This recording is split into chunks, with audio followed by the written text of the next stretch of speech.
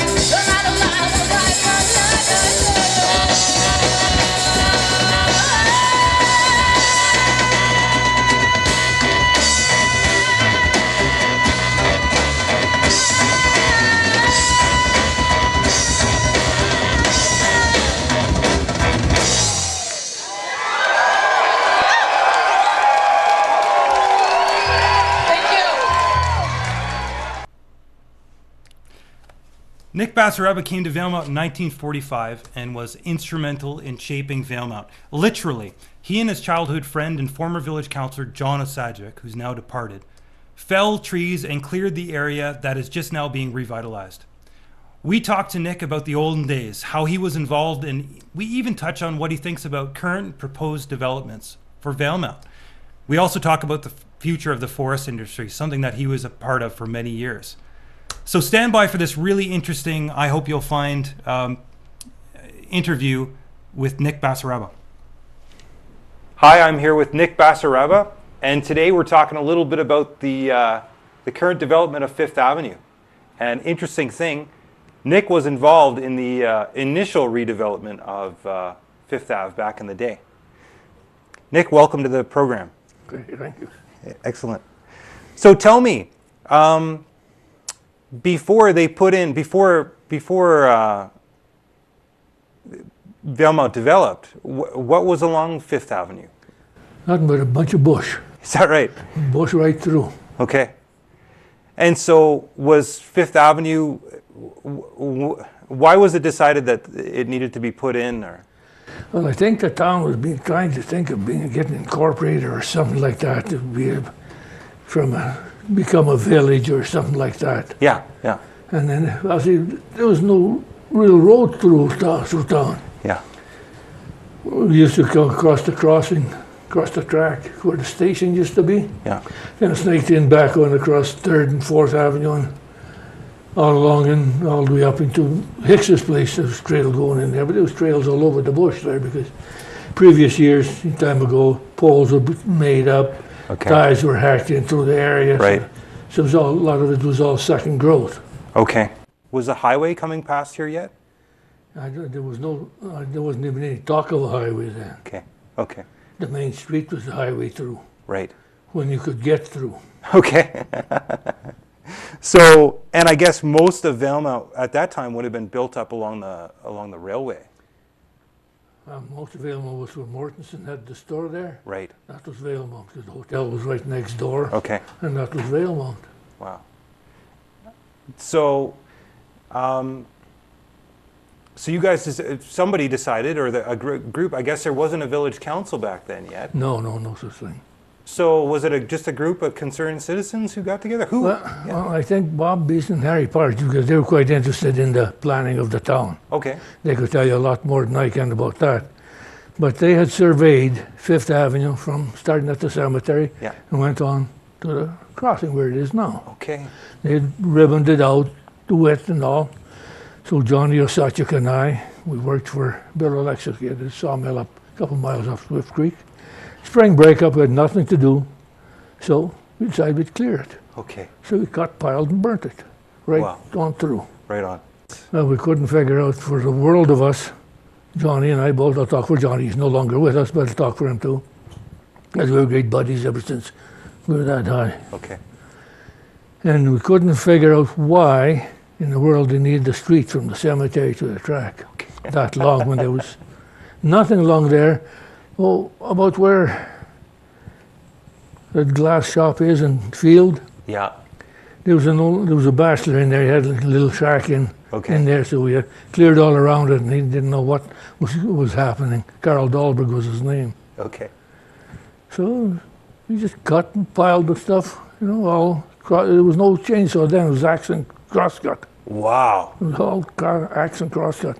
There was no chainsaws around the country in those days.